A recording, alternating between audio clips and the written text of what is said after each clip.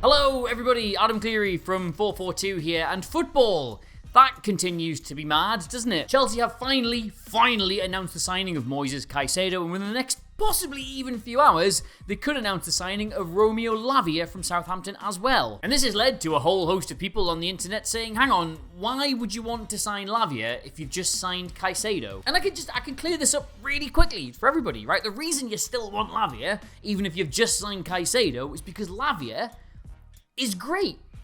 He's really great. He's really great. So, oh, sorry, you wanted more than that, did you? Okay, right. Well, I'll see what I can do, Your Majesty. Okay, so first off, to the people asking why you'd want Lavia and Caicedo, very simple question for you. Have you never had a Sunday dinner? Like, you could, if you really wanted to, try and make the argument that roast potatoes and mashed potatoes are just... they're the same thing, aren't they? I mean, they're both just potatoes, aren't they? They kind of taste the same. They're just a delivery method for the gravy, after all. But if you get offered roasties and mash, you take roasties and mash. Like, I know they're in the same position of, like, the food group chart, or whatever you call it, but they're different enough and both delicious that you don't deny yourself that. And just to stretch this metaphor to its absolute breaking point, if over a 38 Sunday dinner season, you were for whatever reason without either roasties or mash, you'd still be pretty content if you had the other one. And crucially, going into this season, as anybody who watched Chelsea versus Liverpool will tell you, Chelsea did not have either roasties or mash, and that particular dinner was crying out for some kind of potato accoutrement. I think that's the right word. So, by extension, potatoes are obviously very important to what Mauricio Pochettino was cooking every single week for the next 8 months, so it'd be stupid to only buy enough to make one version of them. And if you are now sat there thinking, just hang on a second, wait a minute, doesn't this channel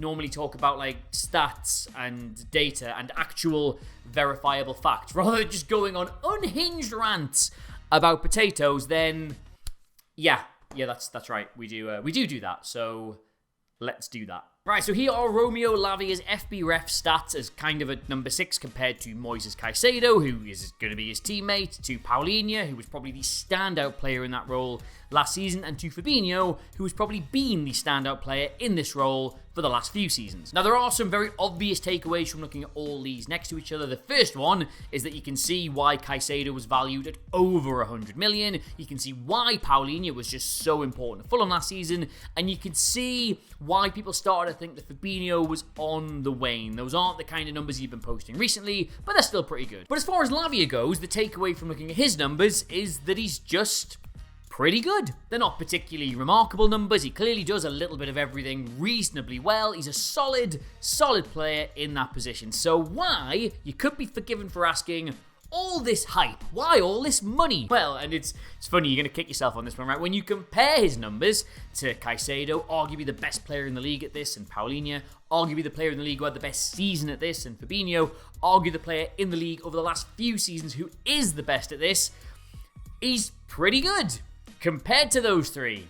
At 19. Lavia should not be posting comparable numbers to players like Paulinho or Fabinho for at least another 3 or 4 years. If you sat there going, well, hang on a second, Caicedo's there, isn't he? He's still 21. He's 2 years further down the developmental line than Lavia is, and he's still comparable to him. So the very short version of this video is the reason you'd go and get Lavia, regardless of who else you've got in your squad, is because he is not a guaranteed starter for a Champions League level side right now, but he will be in a year or two. Cast iron guarantee. And the beauty of Chelsea, the beauty of this transfer, is that they are not a Champions League team at the minute. They hope to be, again, in a year or two's time. So, ta-da! See, the levels where Chelsea will be wanting to throw him in, he's already perfectly comfortable playing at. And by the time they're at the levels he's not, he will be. Thing is, though, and I know I did just say cast iron guarantee, that was probably a little bit strong. Anyway, we're talking about things in the future, right? These are all hypotheticals. They haven't happened yet. And the only way they are going to happen is if his development continues on this upward trajectory. And the only way that will happen is with game time. And so, by extension, the other question everyone's asking is, well, is he going to get enough game time? Chelsea haven't got the burden of European competition to provide them with all these extra minutes for players. Will he play enough? And well, yes, I genuinely think he will. Like, the reason I use that whole Sunday dinner analogy is not because I'm losing my mind, although obviously that probably did help a bit, but because they are different players. Like, so think about Caicedo's best attributes. He's an incredible tackler of the ball, which we saw at Brighton. He's incredible at progressing up the field and evading presses and being a central part of the build-up. Lavia has all these attributes, admittedly not to the same level, but he does have them all. But what he does have over Caicedo is he is, if not necessarily a better passer, a more dangerous passer. Caicedo is fantastic at progressing the ball up the pitch with his running and bringing others into play and going around people, but what Lavia did, and this was a great weapon for Southampton last season, was play these line-breaking, killer, really incisive passes. It's annoyingly not something that's backed up by any data, but the eye test will tell you that when Lavia gets his head up and he has the ball at his feet, he can find players in better positions than Caicedo can. And that's a pretty valuable thing for Chelsea to have if, as expected, Fernandes is playing considerably further up the pitch. It means for whatever reason, if they are required to go more direct, he hasn't got to drop all the way back to be the player to do that. He can leave that to someone like Lavia and continue to do all his good work in the final third, which, as we discussed yesterday, video's right there if you didn't see it, he's very good at. And also, while Caicedo is a much better tackler of the ball, he reads the game and he makes these brilliant interceptions and he just goes through players and he wins it that way, Lavia has something he doesn't, and that is just one of the best bail-you-out recovery runs in the Premier League. Like, if we look at the difference in their numbers here between tackles and interceptions, yep, Caicedo is miles ahead of him, but blocks, blocked passes and blocked shots, that is something Lavia had to be good at Southampton, given how open they were, but it is also, conveniently, something he just was really good at. And that means in any sort of game state where the play is stretched, where Chelsea are really committing, he's a slightly more valuable defensive midfielder to have than Caicedo is, because if you bypass Caicedo with a pass, that's probably him out of the game, whereas Lavia is no bypassing him. He will just hunt you down. And just so I've got myself on record as saying this, while I do think Caicedo is better in all of these regards, I don't mean that Lavia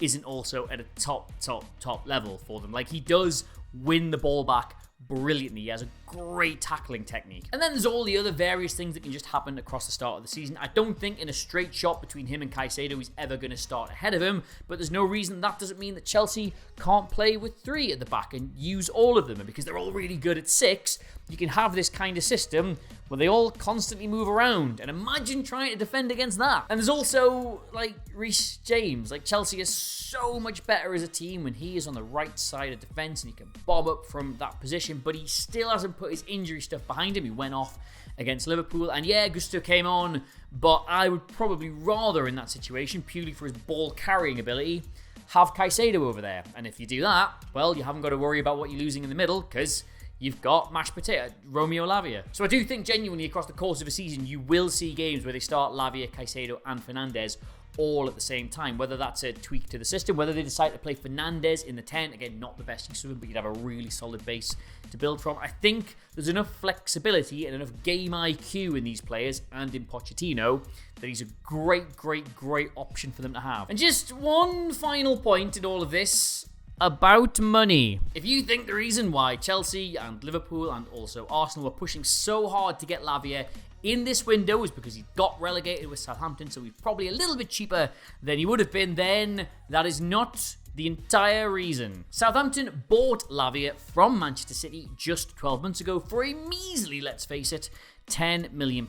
But City did not let him go because they did not rate him. They let him go because they did not have a viable path into the first team for him. They could not give him anywhere near the game time they knew his development required. If you remember, they had a plan for Foden, they've got a plan for Palmer, they've got a plan for Rico Lewis. They do not have one for Lavia because, well, they play one single number 6 and Rodri is playing there, and you've also got Calvin Phillips. He's not getting a look in. Now that was 12 months ago, and City are very aware that things can change. It hasn't really worked out for Phillips. Maybe Rodri wants to move, maybe he leaves, maybe he gets a bad injury, maybe they play a crazy new system with loads of number 6s in it. Things can change, and City really did rate the player that Lavia could become, and thus they inserted deep into the bowels of his contract a buyback clause. Now, I would argue if there wasn't a path into the first team for him a year ago, there almost certainly will be in 12 months' time. So the reason all these teams are trying to get him right now is because it's either right now or it's probably never. So, as a result, it looks like he's going to Chelsea and he's going there right now. And I personally think that is a brilliant bit of transfer business. Unless you're Liverpool. In which case, terrible. Sucks. And before I go, just genuinely want to say a little thank you to everybody who commented on yesterday's video saying like, oh, can you do one for Lavia, please? I'd like to watch that. Made me feel like a somebody. That did, because I just sit here and do these to a room with no people in them, so that was nice. People wanted to know what I thought about this, so there you go. Hope you liked it. And if you're now sitting there thinking, well, hang on, I've got a really good idea for a video with players you want to see, tactics you want discussed, game systems, anything you think I'd be remotely good at, please get that in the comments, and I'll have a look. And of course, as ever, all of the feedback, criticism, comments. Someone said I looked like Tom York yesterday. That gave me a little bit of a laugh. All in the box below. And of course, please do, if you enjoyed the video, subscribe to FourFourTwo. Hitting that subscribe button is the one thing that really helps us out. It just shows the progress of the channel and lets us do more stuff. That and sending it to all your friends very publicly on social media going, have you seen this? It's great. In the meantime, though, Twitter, Instagram, Threads, everything at Adam Cleary, CLERY. The 442 socials are in the corner for the entire video. I don't know why I read them out, but you should still buy the latest issue of the world's greatest football magazine, the season preview issue. The best one we do. Here's a preview. Up in stores now. Go and treat yourself to that. And until next time, said my name, said what you could do. That's everything. Bye.